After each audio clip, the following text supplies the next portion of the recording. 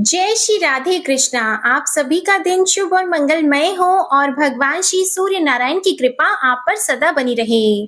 आज सुनिए ज्येष्ठ मास महात्म्य का अध्याय 16। आज के अध्याय में आप सुनेंगे भद्र ब्राह्मण की कथा एवं ज्येष्ठ मास में सूर्य मंदिर में दीप दान के फल का वर्णन। ब्रह्मा जी बोले, हे विष्णु, जो ज्येष्ठ मास में सूर्य देव के मंदिर में दीप प्रज्वलित करता है उसे संपूर्ण यज्ञों का फल प्राप्त होता है और वह तेज में सूर्य के समान तेजस्वी हो जाता है। अब मैं आपको भद्र ब्राह्मण की कथा सुनाता हूँ जो समस्त पापों का नाश करने वाली है। उसे आप सुने। प्राचीन काल में माहिष्मती नाम की एक सुंदर नगरी में नाग शर्मा नाम का एक ब्राह्मण रहता था। भगवान सूर्य की प्रसन्नता से उसके 100 पुत्र हुए। सबसे छोटे पुत्र का नाम था भद्र। वह अपने सभी भाइयों में अत्यंत विद्वान था। वह भगवान सूर्य के मंदिर में नित्य दीपक जलाया करता था। एक दिन उसके भाइयों ने उससे बड़े आदर से पूछा, भद्र, हम लोग देखते हैं कि तुम भगवान सूर्य को न तो कभी पुष्प, धूप, नैवेद्य आदि अर्पण करते हो और न कभी ब्राह्मण भोजन कराते हो। केवल दिन रात मंदिर में जाकर दीप जलाते रहते हो। इसमें क्या कारण है, तुम हमें बताओ। अपने भाइयों की बात सुनकर भद्र ब्राह्मण बोला, भ्रातृगण, इस विषय में आप लोग एक आख्यान सुने। प्राचीन काल में राजा इक्ष्वाकु के पुरोहित महर्षि वशिष्ठ थे। उन्होंने राजा इक्ष्वाकु से सरयू नदी के तट पर सूर्य भगवान का एक मंदिर बनवाया। वे वहां नित्य गंध, पुष्प आदि उपचारों से भक्ति पूर्वक भगवान सूर्य की पूजा करते और दीप प्रज्वलित करते थे। विशेषकर कार्तिक मास में भक्ति पूर्वक दीपोत्सव किया करते थे। तब मैं भी अनेक कुष्ठ आदि रोगों से पीड़ित होकर उसी मंदिर के पास पड़ा रहता और जो कुछ मिल जाता उसी से अपना पेट भरता। वहां के निवासी मुझे रोगी और दीनहीन जानकर मुझे भोजन दे देते थे। एक दिन मुझ में यह कुत्सित विचार आया कि मैं रात्रि के अंधकार में इस मंदिर में स्थित सूर्य नारायण के बहुमूल्य आभूषणों को चुरा लूं। ऐसा निश्चय कर मैं उन भोजकों की निद्रा की प्रतीक्षा करने लगा। जब वे भोजक सो गए तब मैं धीरे धीरे मंदिर में गया और वहां देखा कि दीपक बुझ चुका है। तब मैंने अग्नि जलाकर दीपक प्रज्वलित किया और उसमें घी डालकर प्रतिमा से आभूषण उतारने लगा। उसी समय वे देवपुत्र भोजक जग गए और मुझे हाथ में दीपक लिया देखकर पकड़ लिया। मैं भयभीत होकर विलाप कर उनके चरणों पर गिर पड़ा। दयावश उन्होंने मुझे छोड़ दिया, किंतु वहां घूमते हुए राजपुरुषों ने मुझे फिर बांध लिया और वे मुझसे पूछने लगे, अरे दुष्ट, तुम दीपक हाथ में लेकर मंदिर में क्या कर रहे थे? जल्दी बताओ। मैं अत्यंत भयभीत हो गया। उन राजपुरुषों के भय से तथा रोग से आक्रांत होने के कारण मंदिर में ही मेरे प्राण निकल गए। उसी समय सूर्य भगवान के गण मुझे विमान में बैठाकर सूर्य लोक ले गए और मैंने एक कल्प तक वहां सुख भोगा और फिर उत्तम कुल में जन्म लेकर आप सबका भाई बना।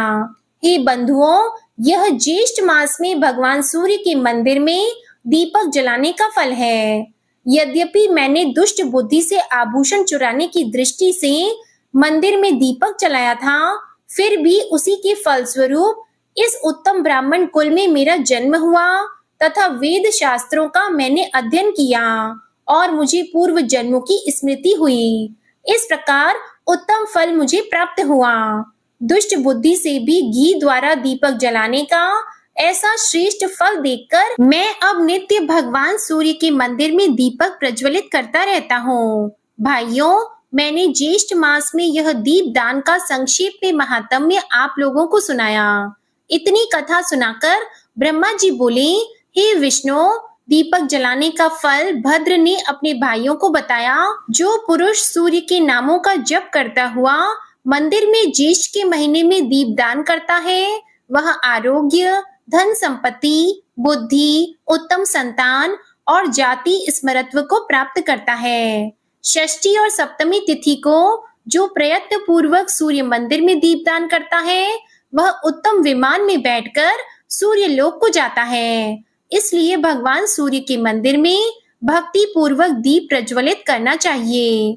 प्रज्वलित दीप को न तो बुझाएं और न उसका हरण करें। दीपक हरण करने वाला पुरुष अंध मूषक होता है। इस कारण कल्याण की इच्छा वाला पुरुष दीप प्रज्वलित करे और कभी उसका हरण न करे। अब जानिए यमदूत और नारकीय जीवों के संवाद के प्रसंग में सूर्य मंदिर में दीप दान करने एवं दीप चुराने के पुण्य पापों का परिणाम। ब्रह्मा जी बोले, एक समय घोर नरक में पड़े हुए भूखे, आर्त दुखी और विलाप करते हुए जीवों से यमदूत ने कहा, मूढ़ जनों, अब अधिक विलाप करने से क्या लाभ होगा? प्रमादवश तुम सबने अपनी आत्मा की उपेक्षा कर रखी है। पहले तुम सबने यह विचार नहीं किया कि इन कर्मों का फल आगे भोगना पड़ेगा। यह शरीर थोड़े ही दिनों तक रहने वाला है, विषय भी नाशवान है, यह कौन नहीं जानता। हजारों जन्मों के बाद एक बार मनुष्य जन्म मिलता है, उसमें क्यों मूढ़जन भोगों की ओर दौड़ते हैं? वे पुत्र, स्त्री, घर, क्षेत्र आदि के लिए प्रयत्नशील रहते हैं और उनमें आसक्त होकर अनेक दुष्कर्म करते हैं। वे मूर्ख अपना हित नहीं जानते। वे यह भी नहीं जानते कि सूर्य, चंद्र, काल तथा आत्मा ये सभी मनुष्य के शुभ और अशुभ कर्मों को देखते रहते हैं, अर्थात साक्षी भूत हैं। न केवल एक जन्म अपितु सैकड़ों जन्मों में पुत्र, स्त्री आदि के लिए जो जो भी कर्म किया जाता है उसे अच्छी तरह से ये जानते रहते हैं। मोह की यह महिमा तो देखो कि नरक में भी ममता बनी रहती है। इस प्रकार परिणाम में भयंकर विषयों के द्वारा आकृष्ट मन वाले मनुष्यों की बुद्धि परमार्थ तत्व की ओर नहीं होती। जिह्वा द्वारा भगवान सूर्य का नाम लेने में कौन सा श्रम है? मंदिर में दीप जलाने में भी अधिक परिश्रम नहीं करना पड़ता, परंतु यदि मनुष्य से इतना भी नहीं हो सकता तो अब रोने और विलाप करने से क्या लाभ है? जैसा कर्म किया वैसा ही फल पाया है। इसलिए पाप कर्म में कभी भी बुद्धि नहीं लगानी चाहिए। यदि कोई अज्ञान से पाप कर्म हो जाए तो सूर्य भगवान की आराधना करें, जिससे सब पाप नष्ट हो जाते हैं। ब्रह्मा जी बोले, यमदूत के ऐसे वचनों को सुनकर तथा भूख से व्याकुल, प्यास से सूखे कंठ वाले, दुख से पीड़ित वे नारकीय जीव उससे कहने लगे, साधो, हमने ऐसा कौन सा कर्म किया है जिससे हमें इस दारुण नरक में वास करना पड़ा? तब यमदूत कहने लगा, पूर्व जन्म में यौवन के उन्माद से उन्मादित तुम अविवेकियों ने घी के लोभ में भगवान सूर्य के मंदिर से दीप चुराया था, उसी कारण इस घोर नरक में तुम सब दुख भोग रहे हो। तो ब्रह्मा जी बोले, हे अच्युत, मैंने सूर्य के मंदिर में दीप दान करने के पुण्य तथा दीप हरण करने के दुष्परिणामों का वर्णन किया। दीप दान करना तो सर्वत्र ही उत्तम फल है, परंतु सूर्य नारायण के मंदिर में इसका विशेष फल होता है। जगत में जो जो अंधा, मूक, बधिर, विवेकहीन, निंद्य व्यक्ति दिखाई पड़ते हैं, उन सब ने साधु जनों के द्वारा प्रज्वलित किए हुए दीपों को सूर्य नारायण के मंदिर से हरण किया है। जय श्री कृष्णा। आज का अध्याय यहीं समाप्त हुआ। अगले अध्याय में आप जानेंगे वैवस्वत के लक्षण तथा सूर्य नारायण की महिमा का वर्णन। अब आप सुनिए विष्णु चालीसा का पाठ। विष्णु सुनिए विनय सेवक की चित लाए, कीरत कुछ वर्णन करो दीजिए ज्ञान बताए। नमो विष्णु भगवान खरारी, कष्ट नशावन अखिल बिहारी। प्रबल जगत में शक्ति तुम्हारी, त्रिभुवन फैल रही उजियारी। सुंदर रूप मनोहर सूरत, सरल स्वभाव मोहनी मूरत। तन पर पीतांबर अति सोहत, बैजंती माला मन मोहत।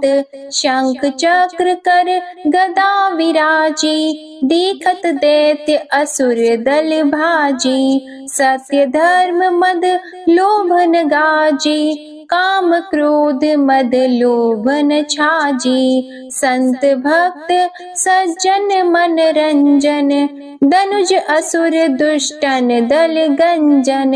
सुख उपजाय कष्ट सब भंजन, दोष मिटाय करत जन सज्जन। पाप काट भव सिंधु उतारण, कष्ट नाश कर भक्त उबारण। करत अनेक रूप प्रभु धारण, केवल आप भक्ति के कारण। धरणी धेनु बन तुम ही पुकारा, तब तुम रूप राम का धारा। भार उतार असुर दल मारा, रावण आदिक को संहारा। आप वराह रूप बनाया, हिरण्याक्ष को मार गिराया। धर्मस्य तन सिंधु बनाया, 14 रत्नन को निकलाया। अमिलख असुरन द्वंद मचाया, रूप मोहिनी आप दिखाया। देवों को अमृत पान कराया, असुरन को छवि से बहलाया। कूर्म रूप धर सिंधु मझाया, मंदराचल गिरि तुरत उठाया। शंकर का तुम फंद छुड़ाया, भस्मासुर को रूप दिखाया। वेदन को जब असुर डुबाया, कर प्रबंध उन्हें ढूंढवाया। मोहित बन कर खल ही नचाया, उस ही कर से भस्म कराया। असुर जलंधर अति बलदाई, शंकर से उनकी न लड़ाई। हार पार शिव सकल बनाई, कीन सती से छल खल जाई। सुमिरन कीन तुम्हें शिव रानी, बतलाई सब विपत कहानी। तब तुम बने मुनीश्वर ज्ञानी, वृंदा की सब सुरति भुलानी। देख 3 धनुज शैतानी, वृंदा आए तुम्हें लपटानी। हो स्पर्श धर्म क्षति मानी, हना असुर उर शिव शैतानी। तुमने ध्रुव प्रहलाद उबारे, हिरणाकुश आदिक खल मारे। गणिका और अजामिल तारे, बहुत भक्त भव सिंधु उतारे। हरहु सकल संताप हमारे, कृपा करहु हरि सिरजनहारे। देखहु मैं निज दर्श तुम्हारे, दीप बंधु भक्तन हितकारे। चाहता आपका सेवक दर्शन, करहु दया अपनी मधुसूदन। जानो नहीं योग्य जब पूजन, होय यज्ञ स्तुति अनुमोदन। शील दया संतोष सुलक्षण, विदित नहीं व्रत बोध विलक्षण। करहु आपका किस विधि पूजन, कुमति विलोक होत दुख भीषण। करहु प्रणाम कौन विधि सुमिरन, कौन भांति मैं करहु समर्पण। सुर मुनि करत सदा सेवकाई, हर्षित रहत परम गति पाई। दीन दुखिन पर सदा सहाई, निज जन जान लेव अपनाई। पाप दोष संताप नशाओ, भव बंधन से मुक्त कराओ। सुत संपत्ति दे सुख उपजाओ, निज चरणन का दास बनाओ। निगम सदा ये विनय सुनावे, पढ़े सुने सो जन सुख पावे। श्री विष्णु चालीसा समाप्त होती है। प्रेम से बोलिए भगवान विष्णु और माता लक्ष्मी की जय। आपको आज की कथा पसंद आए तो वीडियो को लाइक कीजिएगा, शेयर कीजिएगा, कमेंट में भगवान श्री सूर्य नारायण की जय लिखिएगा और चैनल को भी सब्सक्राइब करिएगा। इसी के साथ आज आप हमारे चैनल पर बुधवार व्रत कथा भी जरूर सुनिएगा। प्रेम से बोलिए श्री सूर्य नारायण भगवान की जय।